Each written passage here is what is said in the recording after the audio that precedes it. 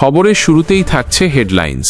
রবি ঠাকুরের বাড়ি ভাঙা নিয়ে বাংলাদেশকে কড়া বার্তা দিক ভারত, প্রধানমন্ত্রী মোদীকে চিঠি মমতার। শুভেন্দুদের এনআইএ তদন্তের সুপারিশ আর্জি গুরুত্ব দিয়ে বিবেচনার আশ্বাস রাজ্যপাল। স্নাতকে ভর্তির প্রক্রিয়া কবে শুরু জানালেন শিক্ষামন্ত্রী। শুক্রবার রবীন্দ্রনগরে যাচ্ছেন না অগ্নিমিত্রা দীপকরা, সব কর্মসূচি বাতিল করল বঙ্গ বিজেপি। মহেশতলা কাণ্ডে পুলিশের সমন্বয়ের অভাব, শুরু হল অভ্যন্তরীণ তদন্ত। বিমান দুর্ঘটনায় নিহতদের শনাক্ত করতে ডিএনএ পরীক্ষা। নিজের জালে জড়িয়েই গ্রেপ্তার ফুলটুসি, কীর্তি ফাঁস করল পুলিশ। লক্ষ্মীর ভাণ্ডারের টাকা পাচ্ছে প্রধানের স্বামী, তেহট্টে বাম কংগ্রেস শাসিত পঞ্চায়েতে বেনিয়ম। আসছি বিস্তারিত খবরে। এয়ার ইন্ডিয়ার বিমান দুর্ঘটনায় নিহতদের পরিচয় নিশ্চিত করার জন্য ডিএনএ পরীক্ষা করা হবে। বৃহস্পতিবার এমনটাই জানালেন গুজরাট স্বাস্থ্য বিভাগের এক ঊর্ধ্বতন আধিকারিক, যদিও তিনি মৃতের সংখ্যা স্পষ্ট করে জানাননি। 230 জন যাত্রী এবং 12 জন ক্রু সদস্য নিয়ে এয়ার ইন্ডিয়ার আহমেদাবাদ থেকে লন্ডনগামী বিমানটি দুপুর 1:39 সর্দার বল্লভভাই প্যাটেল আন্তর্জাতিক বিমানবন্দর থেকে ওড়ার কয়েক মিনিট পরেই দুর্ঘটনার কবলে পড়ল। রাজ্য স্বাস্থ্য দফতরের প্রধান সচিব ধনঞ্জয় দ্বিবেদী বললেন, বিমান দুর্ঘটনায় যারা প্রাণ হারালেন তাদের শনাক্ত করার জন্য আহমেদাবাদ সিভিল হাসপাতাল ডিএনএ নমুনা সংগ্রহের ব্যবস্থা করেছে। মৃতদের নিকটাত্মীয় যেমন বাবা মা বা সন্তানরা আহমেদাবাদ সিভিল হাসপাতালের বিজে মেডিকেল কলেজের কাশতী ভবনে ডিএনএ নমুনা দিতে পারবে। যদিও দুর্ঘটনায় নিহতের সংখ্যা সম্পর্কে বিস্তারিত জানাতে তিনি রাজি হলেন না। দ্বিবেদী আরও বললেন, বিমানটি সিভিল হাসপাতালে কর্মরত এবং বিজে মেডিকেল কলেজে পাঠরত ডাক্তারদের আবাসিক কোয়ার্টারে আছড়ে পড়ার ফলে বেশ কয়েকজন আহত হল। ঘটনায় আহত 50 জন বর্তমানে সিভিল হাসপাতালে চিকিৎসাধীন।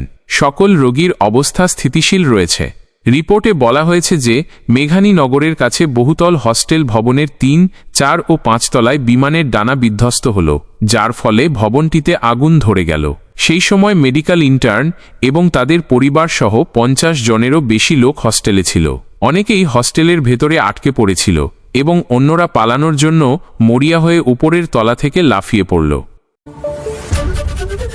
বাংলাদেশের সিরাজগঞ্জে কবিগুরু রবীন্দ্রনাথ ঠাকুরের পৈতৃক বসতবাড়ি ভেঙে ফেলার ঘটনায় তীব্র প্রতিক্রিয়া জানালেন পশ্চিমবঙ্গের মুখ্যমন্ত্রী মমতা বন্দ্যোপাধ্যায়। এই ঘটনাকে জাতীয় গর্ব ও উপমহাদেশের সাংস্কৃতিক ঐতিহ্যের ওপর বর্বরচিত আঘাত বলে অভিহিত করলেন তিনি। এই নিয়ে প্রধানমন্ত্রী নরেন্দ্র মোদীকে চিঠি পাঠালেন তিনি। চিঠিতে মুখ্যমন্ত্রী সরাসরি কেন্দ্রীয় সরকারের হস্তক্ষেপ চেয়ে বাংলাদেশ সরকারের সঙ্গে কূটনৈতিক স্তরে দৃঢ় পদক্ষেপ গ্রহণের অনুরোধ জানিয়েছেন। চিঠিতে মুখ্যমন্ত্রী লিখেছেন, আমি সিরাজগঞ্জে গুরুদেব রবীন্দ্রনাথ ঠাকুরের ঐতিহাসিক পৈতৃক বাড়ি ভাঙচুরের ঘটনায় আমার গভীর বেদনা ও ক্ষোভ প্রকাশ করছি। এই বাড়িটি নিছক একটি স্থাপত্য নয়, এটি আমাদের উপমহাদেশের সাংস্কৃতিক ইতিহাসের এক অমর স্মারক। কবিগুরুর বহু কালজয়ী সৃষ্টি এই বাড়ির প্রাঙ্গণেই রচিত হয়েছে। সেই সূত্রে এই বাড়ি ভাঙচুর শুধুমাত্র এক কাঠামো ধ্বংস নয়, বরং তা একটি যুগান্তকারী শিল্পসাহিত্যিক উত্তরাধিকার নিঃসংশয়ে আঘাত। মুখ্যমন্ত্রী আরও জানান, এই ঘটনা শুধু বাংলার মানুষকেই নয়, সমগ্র ভারতীয় উপমহাদেশ ও বিশ্বের সমস্ত রবীন্দ্র ভক্তদের আহত করেছে। রবীন্দ্রনাথ শুধুমাত্র একজন কবি নন, তিনি বাঙালি জাতির আত্মার প্রতিচ্ছবি। তার সাহিত্য, দর্শন ও মানবতাবাদী ভাবনা বিশ্ব সভ্যতাকে সমৃদ্ধ করেছে।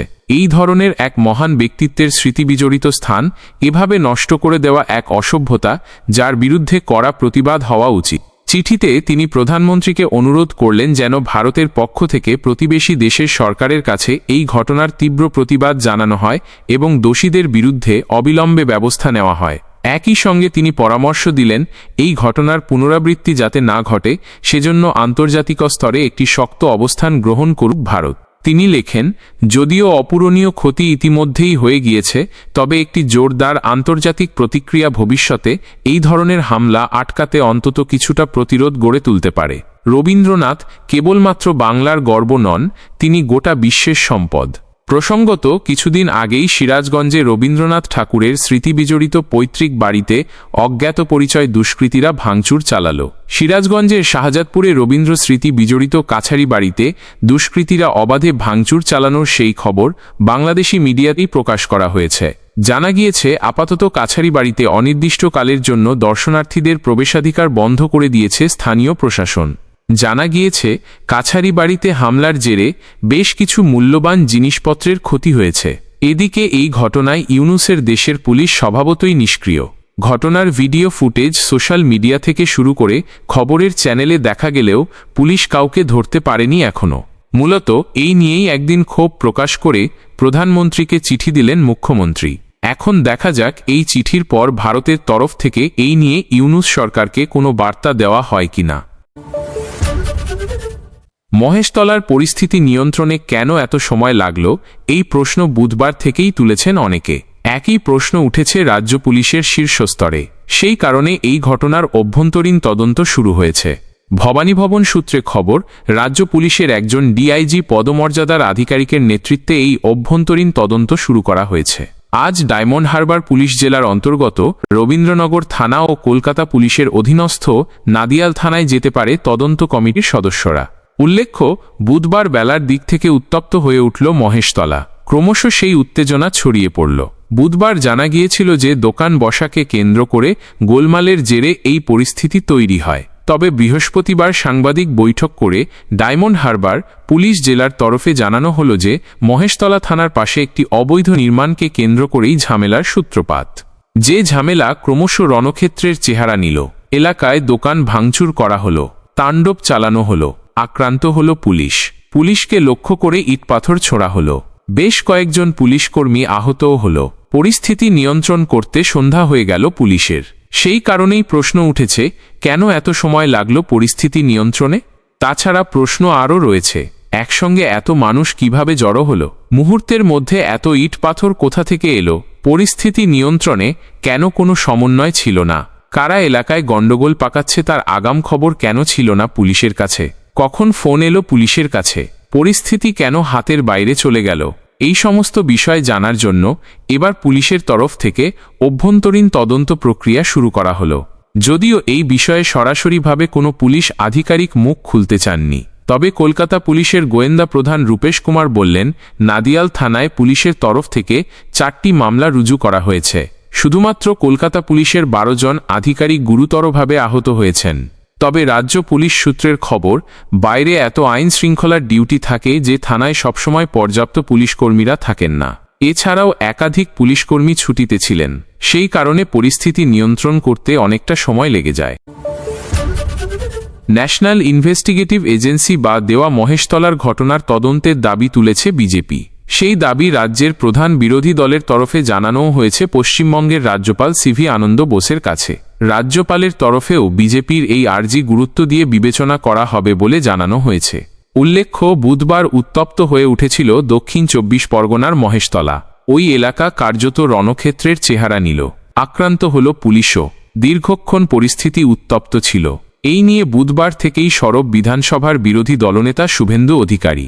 সন্ধ্যায় তিনি এই প্রতিবাদ জানাতে রাজ্য পুলিশের সদর দপ্তর ভবানীভবনে হাজির হয়েছিলেন। বিধানসভায় এখন বাদল অধিবেশন চলছে।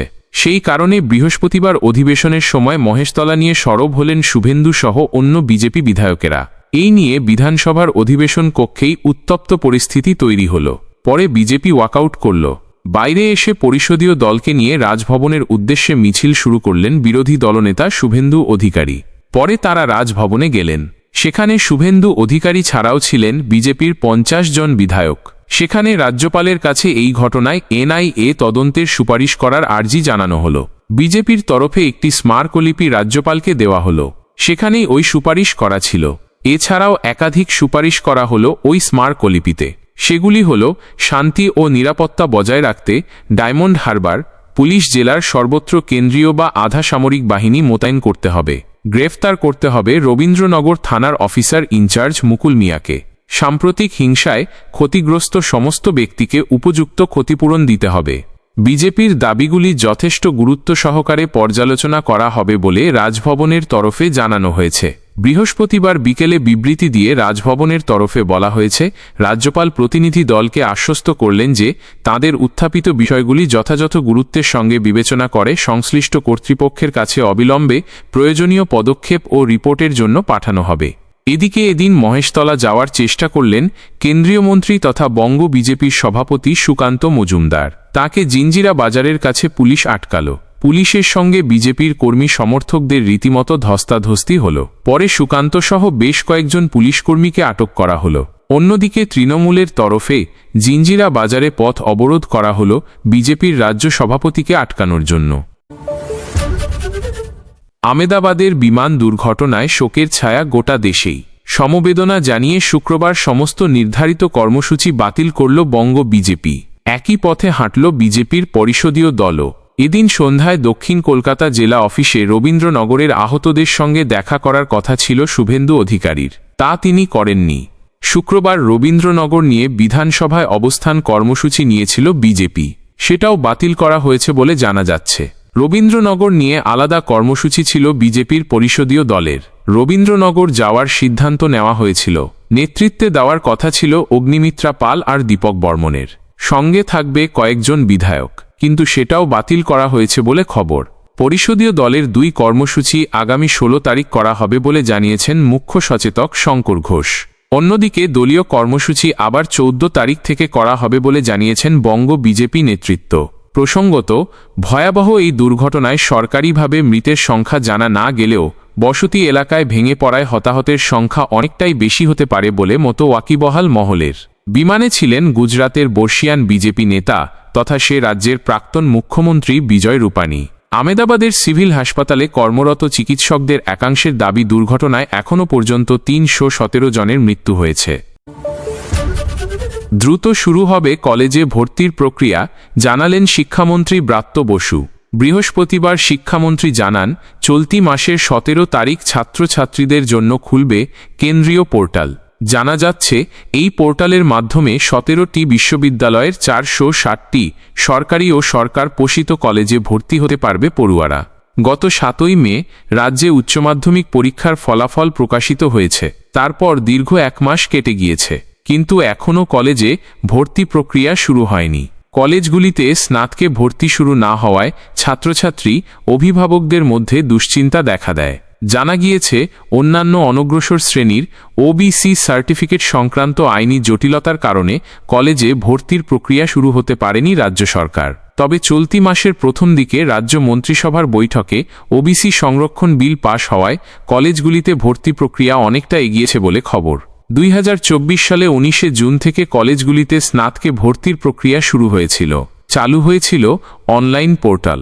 কলেজে ভর্তির প্রক্রিয়া শুরু কবে থেকে, মঙ্গলবার এ নিয়ে বিধানসভা অধিবেশনে প্রশ্নের মুখে পড়লেন শিক্ষামন্ত্রী। কাজে দেরি হচ্ছে, এই অভিযোগও তোলেন গোঘাটের বিজেপি বিধায়ক বিশ্বনাথ কারক। জবাবে শিক্ষামন্ত্রী পাল্টা বলেন, কলেজে ভর্তির প্রক্রিয়া ঠিক সময়েই শুরু হবে। গত বছর ভর্তির অনলাইন পোর্টাল চালু হয়েছিল 19 জুন। এবছর এখন 10 তারিখ। ইউজিসির গাইডলাইন অনুযায়ী নির্দিষ্ট শিক্ষাবর্ষ মেনেই অনলাইন ভর্তি চালু হবে। এখনও শিক্ষাবর্ষ শুরু হয়নি। আশা করছি 19 তারিখের মধ্যে অনলাইন পোর্টাল চালু করা যাবে। ভর্তি সংক্রান্ত বিষয় নিয়ে বৃহস্পতিবার বিকাশ ভবনের তরফে বিজ্ঞপ্তি প্রকাশ করা হয়েছে। ওই বিজ্ঞপ্তিতে জানানো হয়েছে, আগামী 17 তারিখ প্রেস কনফারেন্সের মাধ্যমে চালু করা হবে কেন্দ্রীয় পোর্টাল। ওই দিন বিকেল 4টে থেকে আবেদন করতে পারবে ছাত্রছাত্রীরা। ছেলে আরিয়ান খান ধরা পড়তেই পুলিশের হাত থেকে বাঁচতে মরিয়া হয়ে উঠেছিল শ্বেতা খান ওরফে মহসিনা বেগম ওরফে ফুলটুসি। সেই কারণে বুধবার আলিপুর আদালতে আইনজীবীদের কাছে পরামর্শ নিতে গিয়েছিল। গোপন সূত্রে সেই খবর পায় পুলিশ। এরপর বুধবার রাতে আলিপুর আদালত চত্বরে পৌঁছতেই একেবারে হাতে নাতে ফুলটুসিকে ধরে ফেলল তদন্তকারীরা। ফুলটুসিকে গ্রেপ্তারের পর পুলিশ জানালো, অত্যন্ত চতুর এই মহিলা। পালানোর সময় পুলিশের চোখে ধুলো দেওয়া থেকে শুরু করে পুলিশের জালে ধরা পড়ার পরও পুলিশকে নানারকম ভুল তথ্য দিয়ে বিভ্রান্ত করে চলেছে ফুলটুসি। পুলিশ সূত্রে খবর, বাঁকড়ার ফকিরপাড়ায় যেখানে ফুলটুসিকিদের ফ্ল্যাট, সেখানে ঈদের সুযোগ নিয়ে পুলিশের চোখে ধুলো দিয়ে গত 7 জুনই পালিয়ে গেল ফুলটুসি ও তার ছেলে আরিয়ান। তারা আলাদা আলাদা জায়গায় পালিয়েছিল। পালানোর সময় থেকেই অত্যন্ত ধূর্ততার সঙ্গে ফোন সুইচ অফ করে পুলিশকে নাকানিচবানি খাওয়ালো মা ফুলটুসি ও ছেলে আরিয়ান। শুধুমাত্র পুলিশের গোপন সূত্রের উপর ভিত্তি করে মা ও ছেলেকে ধরতে ডোমজুর থানা ও হাওড়া সিটি পুলিশের গোয়েন্দারা নরেন্দ্রপুর, নাদিয়াল সহ বিভিন্ন থানা এলাকায় তল্লাশি চালালো। পুলিশ সূত্রে খবর, মা ও ছেলে দুজনেই ঘন ঘন আলাদা আলাদাভাবে নিজেদের অবস্থান পরিবর্তন করেছে। নিজেদের ফোন বন্ধ রেখে অন্যের ফোন থেকে মা ও ছেলে একে অপরের সঙ্গে যোগাযোগ করেছে। কিন্তু অবশেষে দুজনকেই কলকাতা থেকে গ্রেপ্তার করল পুলিশ। মোবাইলের প্রযুক্তিগত সহায়তা ও গোপন সূত্রের খবরে মা ও ছেলেকে জালে তুলতে পারল তদন্তকারীরা। বৃহস্পতিবার হাওড়া আদালত তাকে 8 দিনের পুলিশ হেফাজতের নির্দেশ দিল। অন্যদিকে পুলিশ সূত্রে আরও জানা গিয়েছে, ধরা পড়ার পর পুলিশের প্রাথমিক জিজ্ঞাসাবাদে তদন্তকারীদের প্রতি মুহূর্তে বিভ্রান্ত করে চলেছে ফুলটুসকি। পুলিশের ধারাবাহিক জেরায় সে এমন উত্তর দিচ্ছে যার অধিকাংশই বিভ্রান্তিমূলক। পুলিশ ফুলটুসকির দেওয়া তথ্য খতিয়ে দেখতে গিয়ে দেখল অধিকাংশই মিথ্যে। এই প্রসঙ্গে বৃহস্পতিবার হাওড়া সিটি পুলিশের এক পদস্থ আধিকারিক জানালেন, অত্যন্ত চতুর ওই মহিলা পুলিশের জিজ্ঞাসাবাদে ক্রমাগত মিথ্যা তথ্য দিয়ে চলেছে। তবে প্রাথমিক জিজ্ঞাসাবাদে পুলিশ জানতে পেরেছে, মূলত বার ডান্সারের কাজে লাগানোর জন্যই ফুলটুসি ও তার ছেলে আরিয়ান তরুণীদের ফ্ল্যাটে নিয়ে যেত। সোদপুরের ওই তরুণীকেও বার ডান্সারের কাজ দেওয়ার জন্যই বাঁকড়ার ফ্ল্যাটে নিয়ে গিয়েছিল। নীল ছবি তৈরি, নারী পাচার বা সেক্স র্যাকেট চালানোর মতো বিষয়ে কোনো তথ্য প্রমাণ এখনও পর্যন্ত পুলিশের হাতে আসেনি। তদন্তকারীরা মনে করল, ফুলটুসকি ও আরিয়ানকে আরও জিজ্ঞাসাবাদ করলে কুকীর্তি সামনে আসবে। আরও একটি বিষয় পুলিশকে এখনও ভাবাচ্ছে, গ্রেপ্তার হওয়া নাবালিকা ও তার কাছ থেকে উদ্ধার হওয়া 3 বছরের শিশুকন্যা আদতে কার সন্তান, এ নিয়ে এখনও ধন্দে পুলিশ। বুধবার সকালে কলকাতার গল্ফ গ্রিন থেকে আরিয়ানকে গ্রেপ্তার করার সময় তার নাবালিকা বোনকেও গ্রেপ্তার করল পুলিশ। নরেন্দ্রপুর থেকে ওই নাবালিকা ও তার কাছে থাকা এক 3 বছরের শিশুকন্যাকে উদ্ধার করল পুলিশ। ওই নাবালিকা ও শিশুকন্যাকে হোমে পাঠালো তদন্তকারীরা। কিন্তু এদের সঙ্গে ফুলটুসকির সম্পর্ক কি তাই জানার চেষ্টা করল তারা। ফুলটুসি অবশ্য পুলিশকে জানালো, গ্রেপ্তার হওয়া নাবালিকা তার মেয়ে ও 3 বছরের শিশুকন্যাকে সে লালন পালন করে। পুলিশ তদন্তে জানতে পারল, ফুলটুসির এক মেয়ে আগেই আত্মহত্যা করেছে। তারপরও গ্রেপ্তার হওয়া নাবালিকা ও শিশুকন্যার সঙ্গে ফুলটুসকির কী সম্পর্ক তা পুলিশের কাছে স্পষ্ট হল না। এদিকে ধৃতদের বিরুদ্ধে পুলিশ খুনের চেষ্টা, ধারালো অস্ত্র দিয়ে আঘাত, যৌন নির্যাতন, জোর করে আটকে রাখার ধারায় মামলা রুজু করল। তদন্তে নেমে আরও একটি বিষয় জানতে পারল পুলিশ। সেটি হল, পারিবারিক সম্পত্তি নিয়ে বিবাদের জেরে গুলি চালানোর ঘটনায় 2015 সালে গ্রেপ্তার হয়েছিল ফুলটুসকি। বাম কংগ্রেস জোটের পঞ্চায়েত প্রধানের স্বামীর নামে ঢুকছে লক্ষ্মীর ভাণ্ডারের টাকা।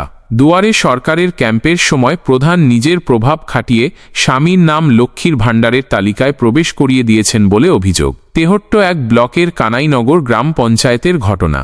মুখ্যমন্ত্রী মমতা বন্দ্যোপাধ্যায় ও বিভিন্ন সরকারি দপ্তরে চিঠি দিয়ে অভিযোগ জানাচ্ছেন স্থানীয় তৃণমূল নেতৃত্ব। কানাইনগর গ্রাম পঞ্চায়েতের প্রধান টগরী ঘোষ।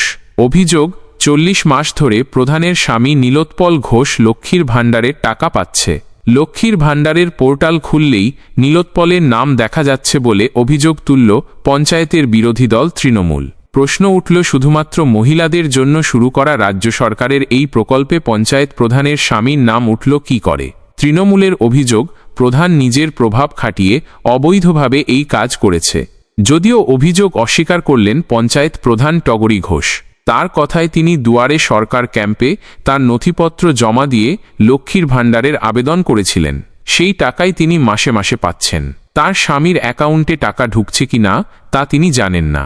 স্বামীর নাম পোর্টালে রয়েছে কি করে, সেই প্রশ্নের উত্তরে জানি না কেই হাতিয়ার করলেন তিনি। ঘটনার তদন্তের দাবি করল তৃণমূল।